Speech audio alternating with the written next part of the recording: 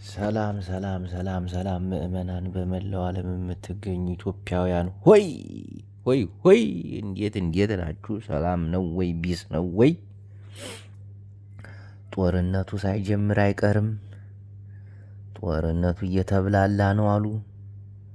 በወልቃይት አካባቢ መንግስትም እየየ እያለ ነው አሉ። በቃ ጦርነት አፍቃሪ ሆነን ቀረን ማለት ነው። በወልቃይት በኩል አሁን እየገቡ ነው አሉ። ሰማይና ምድር የሚደባለቅበት ነው። እንግዲህ አካኪ ዘራፍ ሀዞ በሎ ለቀጥፍ አየሁ ተመልሶ እንዳልመጣየው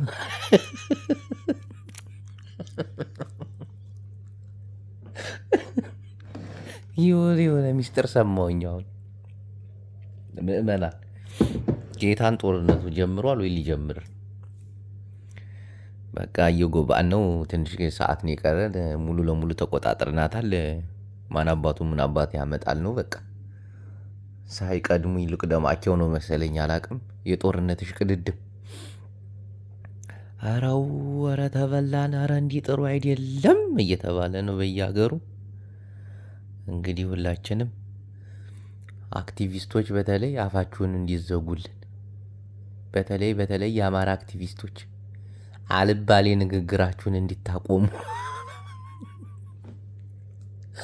ትግሬ ጋር እንሰራም ትግሬ ጋር እንትናል ታልሆነ የአብይ አህመድ ዕቃቃ መጫወቻ ነው የምትሆኑት። እናቴ ጦርነቱ የከፋ ነው። አሜሪካ ራሱ ጦርነት ውስጥ ልገባ ነው ከኢራን ጋር።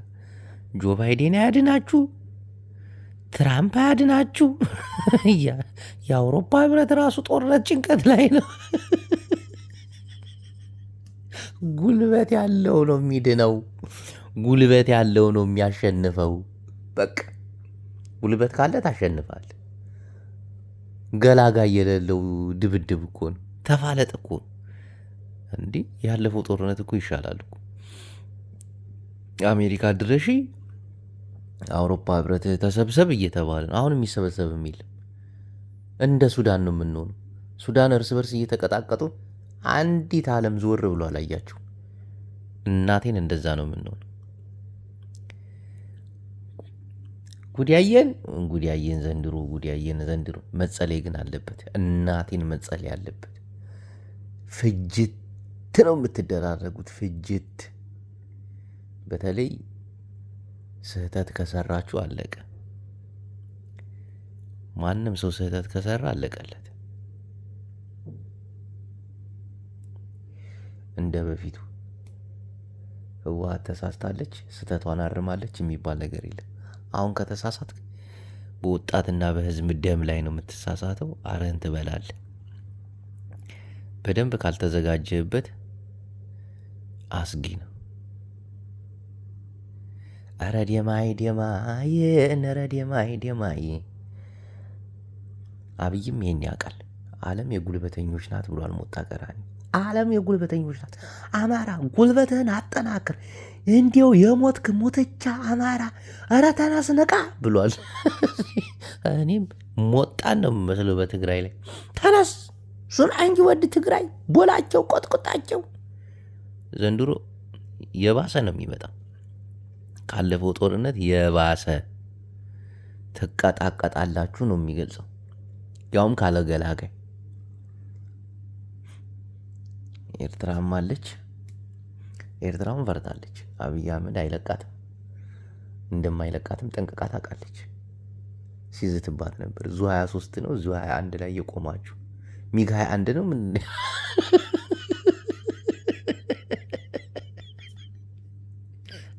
የኤርትራ አክቲቪስቶች ደግሞ ዋዛ ናቸው። የአረብ ሀገር ጀት ይዘን ማንን ነው የምታስፈራረው?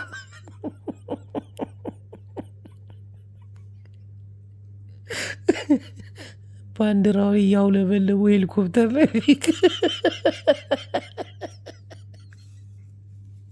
ይሄማ የሌላ ሀገር ውክልና ነው። እኛ ተበላን። እነሱ ያቀጣቅጡናል። እኛ እናቴ ትውት ያቀጣቅጡናል። አውድማ ነው የሚያደርጉን፣ የጦር አውድማ። ጉልበታቸውን ይለካኩባታል።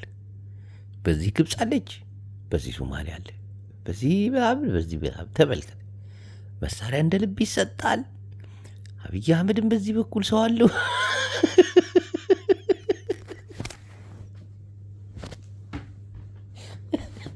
የዓለም ፍጻሜ፣ ሶስተኛ የዓለም ጦርነት እኮ እየቀረበ እኮ። ኢራን አሁን የገዛ ዜጎቿን ኢንተርኔት አጥፍታ እየቀጠቀጠቻቸው ነው። በቀን 1000 ሰው ይሞታል አሉ። 10 ምናምን ሺህ ሰው አለቀ በ17 ቀን።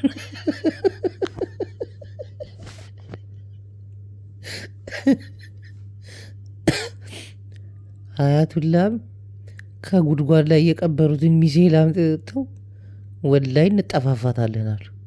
ወይ እናንተ ወይ እኛ፣ አሁኑ ነው የምንጠፋፋታሉ። በቃ የዓለም ጦርነት እኮ እየተቀሰቀሰ ነው እናቴ። እና የዓለም ጦርነት እንዲህ እየተጋጋለ አስቡት። ኢትዮጵያ ከኤርትራ ጋር ከትግራይ ጋር ማን ይገላግላል? ትጨፋጨፋታለህ። በቃ ኦነግ በዚህ ይመጣል፣ ፋኖ በዚህ፣ ቲዲኤፍ በዛ፣ ግደፍ በዚህ። ሱዳን ህዝቡ ደግሞ መሸሻ የለውም። የት ይሰደዳታል? ጅቡቲን እንደምታያት ማንኪያ የምታገር ሀገር፣ ጭልፋ የምታገል ሀገር 130 ሚሊዮን ተፈናቅሎባት የኮሊደር ልማት የለ ምን የለ። በቃ አለቀላ አዳሚ። ከዛ ኑሮ ውድነቱ ይመጣል፣ ረሃብ ይከሰታል፣ በጦርነት አለቀ። ሁልሽም ተበላሽ። የሚያስፈራ ጊዜ ነው የመጣው። ግን የሚያስፈራ ጊዜ እናቴን ዝም ብለህ እንደዚህ እንደ ቀልድ ምናምን ስቀህ የምታልፈው ጊዜ አይደለም። በቃ ከባድ ጊዜ። በተለይ አማራ ክልል፣ ኦሮሚያ ክልል ነገሮች እየባሱ ነው የሚመጡት። ለምን? በዛኛው በኩል ላይ አገሮች ናቸው የሚሳተፉት። አሁን በትግራይ ላይ በትግራይ በኩል አገር ነው የሚሳተፉ። ኤርትራም አለች፣ ትገፋለች። ትንሽ ይሄ አየር ኃይሉ ነው የሚከብደው እየሄደ የሚያጠቃው እንጂ በአማራ ክልልና በኦሮሚያ ክልል ላይ በቃ የሸዋ ምናምን በዚህ ደብረ ዘይት በአፋር ክልል ምናምን አለቀ። የጭፈራ ሜዳ ነው የሚሆነው። ምክንያቱም ሱዳንም አሁን መግባቱ አይቀርም ወደ ኢትዮጵያ ጦርነት። ሰሞኑን አላየም? የሱዳንና የኤርትራ ባንዲራ የትግራይ ባንዲራ ምናምን ሲጨፍርበት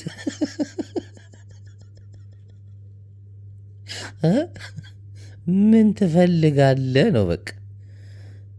ምን አይነት ቅጥቀጣ ይሁንልህ? እንዴት አድርገን እንደባደብ ነው በቃ። አሁን እግረኛ ጦር በቃ ቀጥታ የሚገባ አማራ ክልል፣ የአማራ ክልል ጦርም አለ። ጄኔራል ብርጋዴር ጄኔራል ማን ነበር ስሙ? አሳምነው ጽጌ ብዬ ነበር። በእናታችሁ ማን ነበር ስሙ? ተፈራ ማሞ ያለውን አልሰማም? እስቲ ወንድ ነው ወደ ትግራይና ወደ ኤርትራ ይሄድ፣ ከኋላ ነው የምንከመርበት። ምን ማለት ፈልጉ?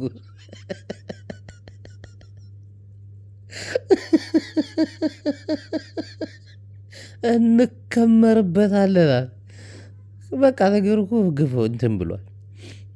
በተለይ ወሎ ሸዋ አካባቢ ምናምን በቃ ቀውጢ ነው የሚፈላው። ቀውጢ አዲስ አበባ ምናምን በቃ ተዉት። አሁን ጦርነት መደረግ የሚፈለገው ከተሞች ጋር የህዝብ እልቂት ምናምን የሚፈለግ እንደ በፊቱ ጫካ ለጫካ የለም። ከተማ ለከተማ ነው የሚሆን። ጫካ ላይ ምን አለ? ይጠባጠቡታል። እኔ የሚያሳዝነኝ ወጣቱን። ይህን ጦርነት ደግሞ ልታስቀረው አችልም። በቃ ፍጹም የሚቀር ጦርነት አይደለም። ፍጹም ሁሉም እንትን ያለበት ጦርነት ነው።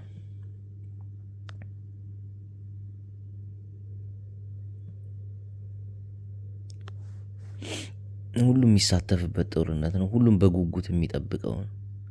ሁሉም ለመውረር የተዘጋጀበት ጦርነት። ሁሉም ወራሪ ነች። ጅቡቲ ብትል ምናምን ጎረቤት ሀገር እንዳለ ነው የሚገቡበት። ሶማሌ ምናምን በትግራይ ጦርነት ሶማሌ ስትሳተፍ ነበር። አሁን የአማራው ኃይል ተበትኑ፣ የኤርትራው ኃይል ተበትኑ፣ አብይ አህመድ በቃ በግሩፕ ማለት እኮ ነው። አሁን እኮ የተለየ ግሩፕ፣ ጉልበት ያለው ግሩፕ ነው የሚሆነው። ኢሳያስ አፈወርቂ ትግራይን ዝም ብሎ አያስነካም። ትግራይን ከጨረሰ በኋላ ቀጣይ እነሱ ናቸው። አማራንም አያስደፍርም። ያውም አማራውን ለምን ዝም እንዳሉት አላቅም እስካሁን ድረስ። ለምንድን ነው ዝም ያሉት አማራውን? እንጂ እኮ አማራውን እኮ መንከባከብ ነበረባቸው መጀመሪያ ኢሳያስ አፈወርቂና እነ ምግበይ ኃይል። አማራው ከተዳከመ ነገ መልሶ እነሱ ነው የሚያዳክማቸው። አሁን እንኳን እጅ የሰጡት ወደ ትግራይ እንዘምታለን እያሉ እኮ ነው። መማር አለብን።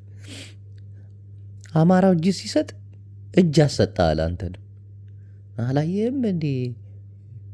ኮሎኔል ሙሀቤ ነው ሙስጠፋ ሙህዲን የሚባለው ሰውዬ እጁን ከሰጠ በኋላ የጁንታ ኃይሎችን እናጠፋለን፣ የአማራን ትግል ጠልፈዋል ምናምን። አስቡ እነ ዘመን ያሁን እጅ ቢሰጡ ቲፒኤልኤፍ አሳስቶን እናጠፋዋለን ከምድረ ገጽ ዳዊት ክተት ሻዕቢያ አታሉን ነው ምናምን። አሁን ነው እነዚህን ኃይል ማጠናከር በደንብ አድርጎ እናቴን ካልሆነ እኔ እጅ ሰጥቼ እነሱ አይቀሩም።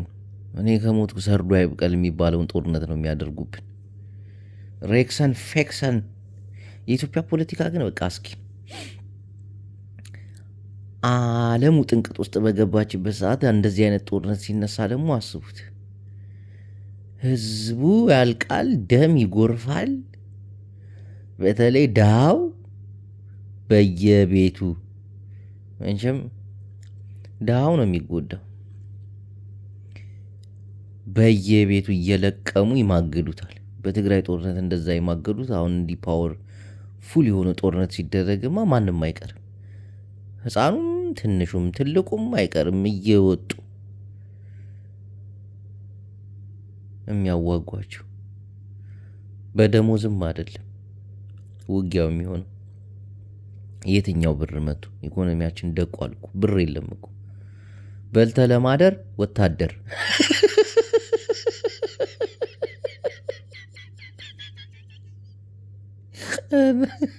እበላለሁ ብለህ በልተ ለማደር ወታደር ትሆናለህ። ሳትወድ በግድ እንዲህ አፍንጫ ተይዘህ ተገደቁ። ለመብላት እኮ የሰው ልጅ ለመብላት ይሰርቅ የለ? የሰው ልጅ ለመብላት አይደለም የሚሰራው? ለመብላት ስትል ወታደር ትሆናለህ። ራትህን በልተህ እንድታደር የኢትዮጵያ መከላከያ ሰራዊት ወታደር በግዳጅ ትቀላቀል። ጠግቦ የሚያደርግ ወታደር ብቻ ነው የሚሆነው። እየዘረፈም ይበላል፣ መንግስትን ብስኩቱን ያበለዋል እንጂ ኖርማል። አሁን የምታየው የአዲስ አበባ ላይ ያለ ሀብታም፣ የአዲስ አበባ ላይ ያለ ኑሮ ምናምን እንዳለ ምስቅልቅሉ ነው የሚጠፋው። ሀብታሙ እንዳለ ሀገር ለቆ እየወጣ ጎን ፍሬንድ መንግስታችን የሚያሳይን ጀት እያሳየን ድሮን፣ ታንክ፣ መድፍ ለምን ይመስላል? ልንቁላላ ነው፣ ልንጨፋጨፍ ነው ወገኔ እያለ እኮ ሀብታም ልጆቹንና ንብረቱን እያሸሸን እናቴን በሚገርም ሁኔታ። እንዲህ ጦርነቱ ኃይለኛ ጦርነት ነው የሚሆን። አንድ ጥይት ትተኩስ።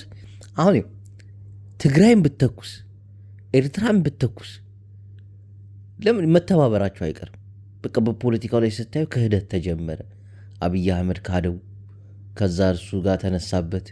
ትግራይን ካደ፣ እሷ ጋር ተነሳ። አማራን ካደ ምናምን። በቃ አሁን እነዚህ ሰዎች ከአብይ ጎን ሆነን መዋጋት አቅም የላቸው። ነገ ጧት ቢክደንስ ነው የሚሉት። ያላቸው አማራጭ በአብይ አህመድ ድሮን እየተደባበቁ መለጣለጥ ነው። አብይ እኮ ተሳሷል እኮ። ጦርነት ከጀመረ በቃ አለቀ።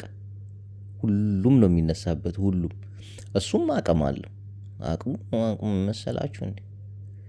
ከአረብ አገር የሚገኝ አቅም እኮ ነው። ድሮንዬ ሚስኤልዬ ጀትዬ የሌለ ነገር የለም እኮ በገሃድ እኮ ነው የሚታየው። ባንዲራው እየተውለበለበ ምናምን የሄሊኮፕተር ሰማይ ላይ ሆኖ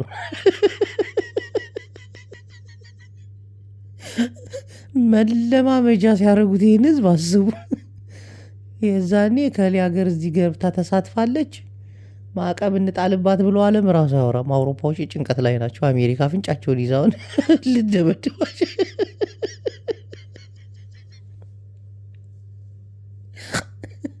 ወገኔ ህቡራት አውሮፓ እዚህ አብጭንቅሎ ትራምፕ መጽያለ አስጨንቃለ ቻይና ታይላንድ ትወረራለሁ፣ ራሻ ዩክሬን ወረራለሁ። ተመልከት እስቲ ሶስተኛው የዓለም ጦርነት ፈነዳል። ኢራን እጅ ቀሪብ ብሎ አሜሪካ ጦሯን እያስጠጋች ነው። ዜናዎችን ስታይኩ እና ምኑ ቀረበ? በኤሽያ በኩልም ስትመጣ እኮ ፓኪስታን እንዲወሪራለሁ።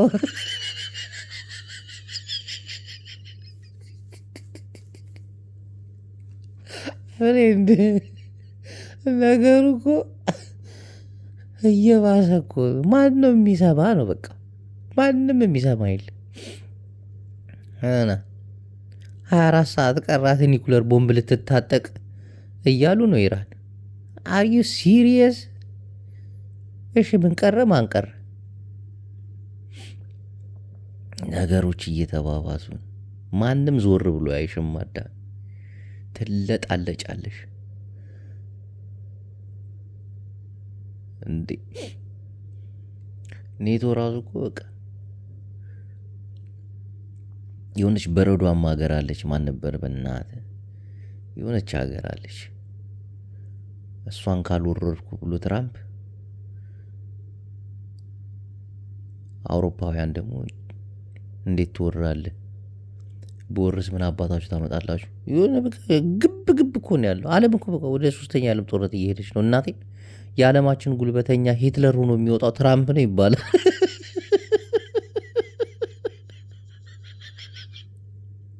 እሱ ነው እናቴ ወደ ሀገሩ ቀረብ ብለው አደጋ የሆኑትን ለቅሞ የጨረሳቸው። አሁንማ በቃ ተነስቷል። ኢራንን ቀርቦላታል። በዚህ በኩል በዛ በኩል ተዘጋጅቶ ነው የሚጠብቋት። እስራኤልም አሜሪካዊ የመጨረሻው የዓለም ፍጻሜ ስለሆነ እኔና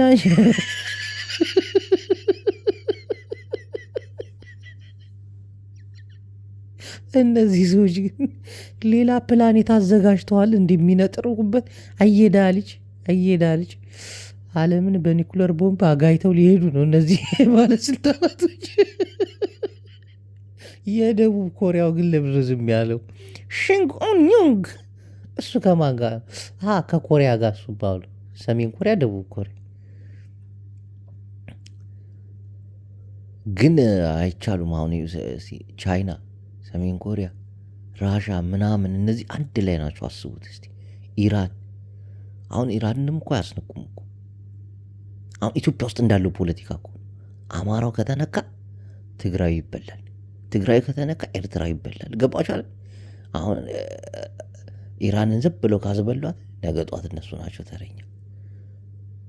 በቃ ይሄ ፖለቲካ እኮ ኢትዮጵያ ውስጥ በቃ የዓለም ፖለቲካ እኮ ነው ኢትዮጵያ ውስጥ የሚያሉ ተንታኞቹ የገጠር ልጆች ሆኑ እንጂ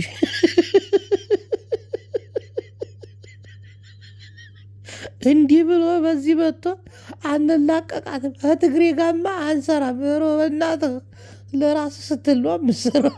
ኢራን ከራሻ ጋር እየሰራች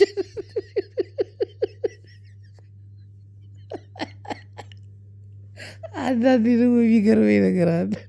ፋኖ መሳሪያ የሚያገኘው ከግብጥ ነው፣ ከወያኔ ነው፣ ከሻቢያ ነው ይላሉ። መንግስት መሳሪያ የሚያመጣው ከአዘርባጃን አይደል?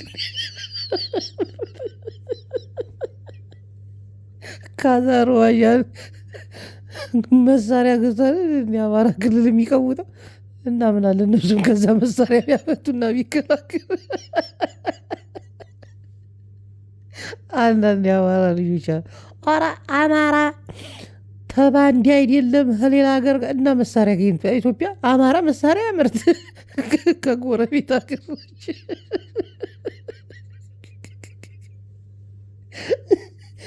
እኮ ግርም ይለኛል። ጦርነት ውስጥ ያለ ህዝብ እኮ ነው። ጦርነት ያለ ህዝብ ደግሞ መሳሪያ ይፈልጋል። መሳሪያ ደግሞ ከተለያዩ ሀገር እንኳን አይደለም ታጣቂዎች መንግስት እዚህ ገዛ የለ እንዴ መሳሪያ ገራሚ ገራሚ መሳሪያ እኮ ይገዛል እኮ። እነሱም መሳሪያ ቢገዙ ምንድን ነው ችግሩ? ያው የመንግስት ሲሆን ነው ትንሽ እንትን የሚለው። ለማንኛውም ምዕመናን ሰብስክራይብ እያደረጋችሁ ታብጣብ እያደረጋችሁ ጦርነቱ ሊጀምር ነው። እኛ ምን እንደምንሆን አናቅም። መጨረሻችን ያሳምረው። ሰላም እደር።